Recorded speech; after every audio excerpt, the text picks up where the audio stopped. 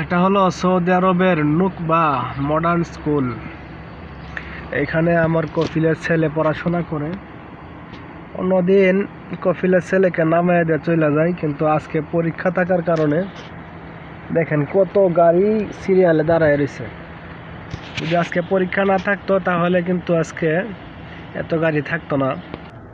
চতুর্পাশেই এরকম গাড়ি পার্কিং করা আছে, কারণ আজকে পরীক্ষা শেষ হলেই এই 1-1.5 ঘন্টার ভিতরে পরীক্ষা শেষ হয়ে যাবে।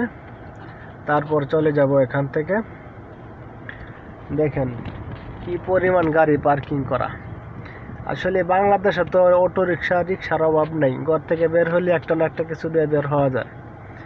কিন্তু সৌদি আরবে প্রত্যেকটা ঘরে ঘরেই এরকম প্রাইভেট কার আছে। যে সবচেয়ে গরিব মানুষ তারও একটা প্রাইভেট কার আছে সৌদি আরবে। কিন্তু বাংলাদেশে একটা প্রাইভেট কার কিনতে গেলে অনেক তপস্যা করা লাগে। যার বাংলাদেশে একটা প্রাইভেট কার আছে সে মনে করে আমি সবচেয়ে বড় লোক,